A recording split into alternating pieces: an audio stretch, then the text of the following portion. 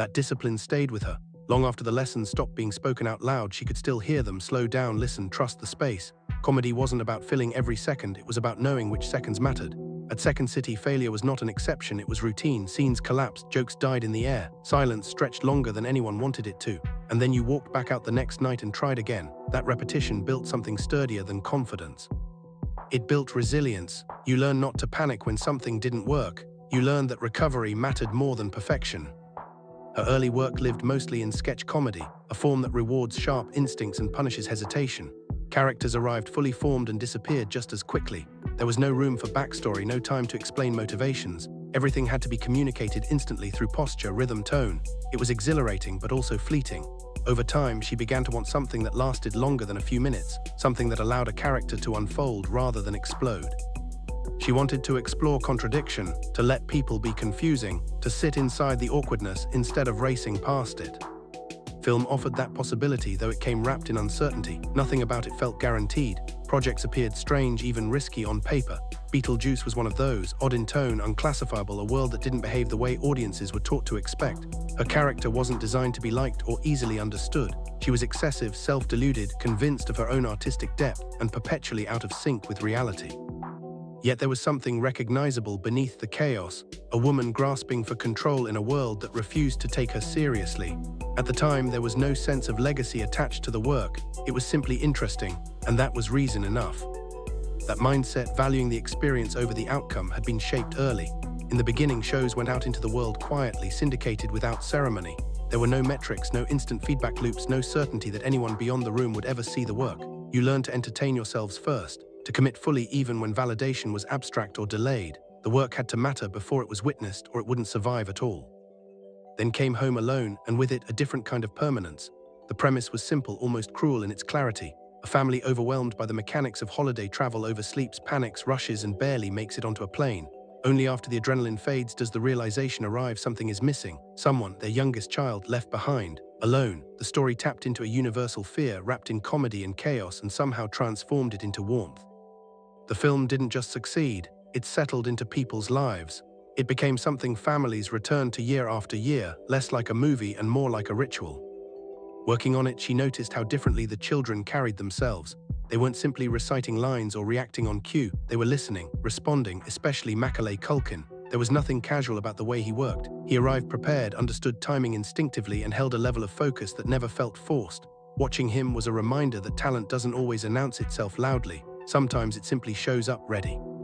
She learned by paying attention, by matching his seriousness, by respecting the work even when it lived inside slapstick and exaggeration. As the film's success grew, recognition followed in subtle, uneven ways. Her boyfriend noticed before she did, people looking longer, glancing twice, whispering. She tried not to monitor it. Fame, she understood, shifts depending on the genre. Drama creates distance, reverence, a kind of hush. Comedy collapses space. It makes people feel familiar with you as if they know you personally.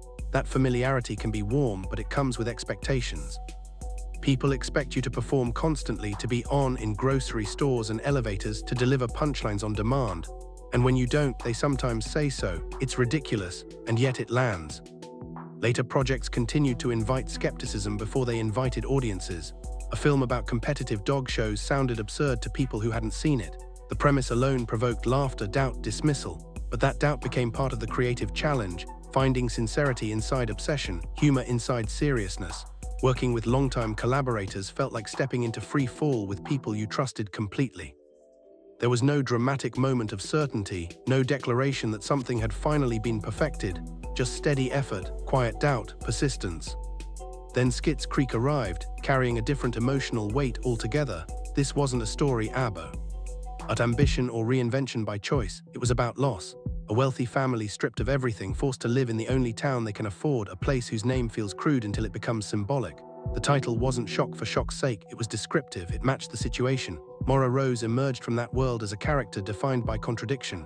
She was theatrical yet brittle, grandiose yet insecure, clinging to identity as if it were oxygen. She refused to adapt, refused to belong, and spent every moment searching for an exit. And yet beneath the wigs, the accents, the exaggerated diction, there was something deeply human. The fear of becoming invisible, of losing relevance, of being trapped in a life that no longer reflected who she believed herself to be. When recognition finally arrived, awards, applause, public acknowledgement, it didn't feel like vindication. It felt like surprise, like relief, like gratitude, not because it was overdue, but because it was unexpected. The real reward wasn't the trophy. It was the knowledge that people were watching closely, that they were staying, that the work had found its audience. Across decades of work, through uncertainty and momentum, cult classics and cultural touchstones, one thing remained constant. She showed up, she listened, she trusted the process even when outcomes were unclear, and she kept telling stories rooted in vulnerability, absurdity, and truth, not because success was promised, but because the work itself was worth the risk. Her early career was built on sketch comedy, a form that survives on precision and speed. Characters arrive fully formed and disappear almost as quickly, sometimes before the audience has even caught its breath. Jokes land or fail instantly, judged in real time, with no opportunity to explain intent or soften a miss. Everything happens in the moment, and once it's gone forever. That immediacy was intoxicating. It sharpened her instincts, forced commitment, and taught her how to leap without hesitation. But over time, the very speed that made sketch comedy thrilling began to feel confining. There was no space to linger, no room to let complexity unfold. She started to feel the absence of silence, the lack of time to explore contradiction, vulnerability, or the uneasy spaces that exist between punchlines. She wanted to stay with a character longer, to understand who they were beyond the joke, to let them exist as people rather than moments. Film offered that possibility, though it came wrapped in uncertainty and risk. There was no guarantee of connection, no immediate feedback from a live audience, no certainty that what you were making would ever be understood. Then Beetlejuice arrived, strange, chaotic, and impossible to categorize. It didn't fit comfortably into any genre or expectation. She played a character who resisted easy labels, neither villain nor hero, but something far more compelling. Misguided, theatrical, convinced of her own brilliance, undone by her own excess. A woman desperate to impose meaning on a world that refused to cooperate, clinging to identity as both armor and lifeline. Even while filming, there was no sense that the work would endure, no feeling that it would become iconic. It was simply unusual, risky, creatively alive, and sometimes that alone was enough to justify saying yes. Very early on, she learned that success rarely announces itself in advance. Shows slipped quietly into syndication without ceremony.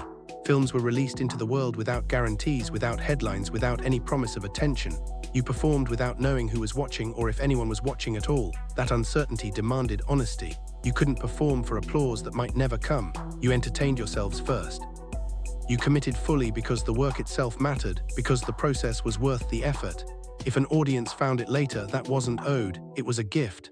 And that mindset kept her grounded, even as projects began to grow in scale and visibility.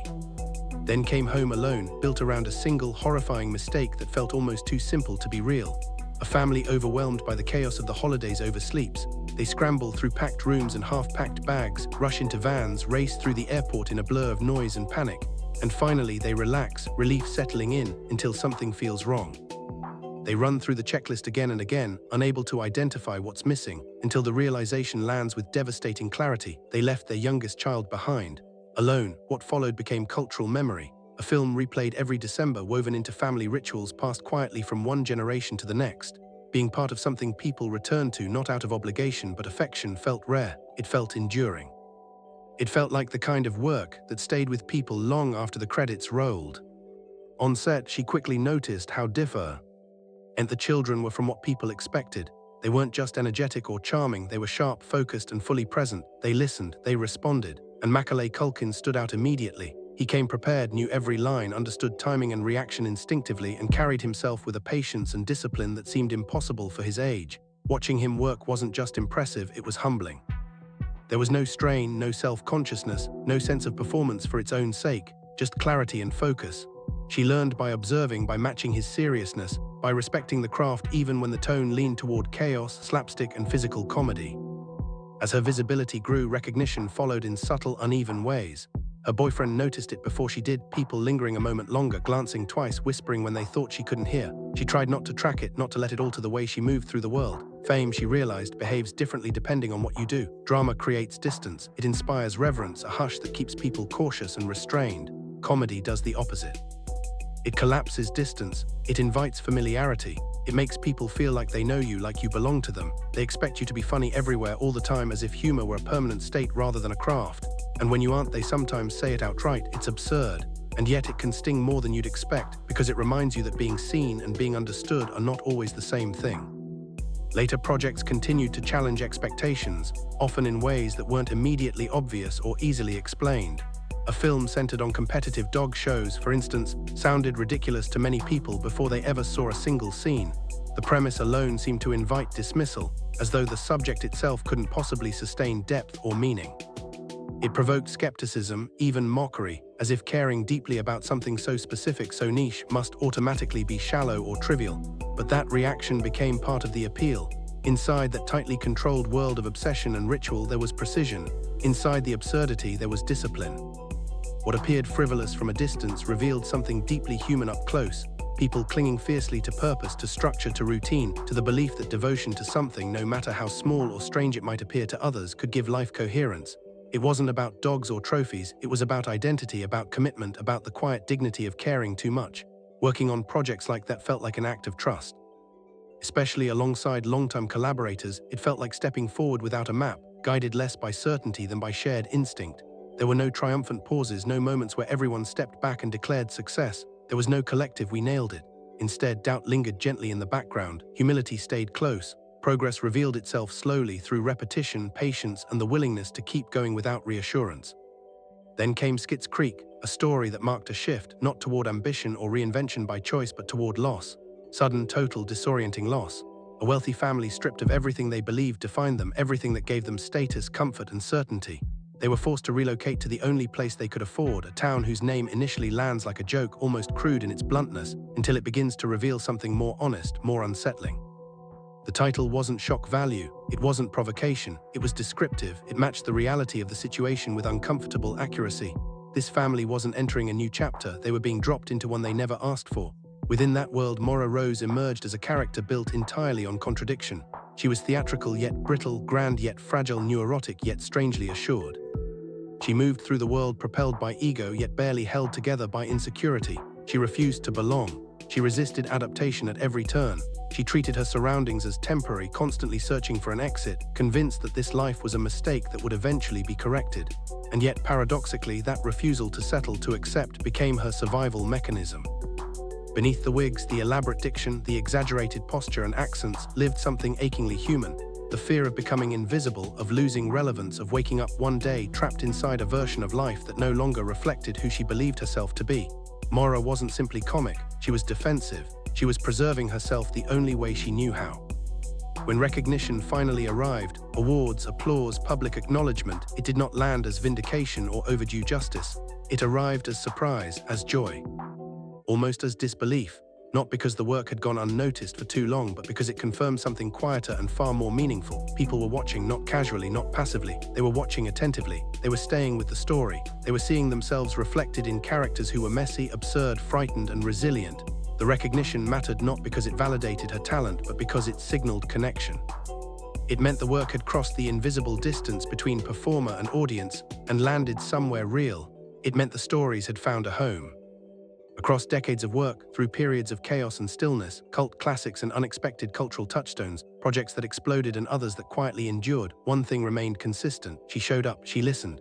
She trusted the process even when outcomes were unclear and certainty was absent. She continued choosing work rooted in character rather than spectacle, in vulnerability rather than polish, in humor that revealed truth rather than masked it.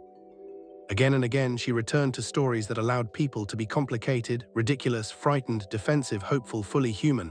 Not because success was guaranteed, not because recognition was promised, but because the work itself, honest, patient, imperfect, and deeply felt, was worth committing to.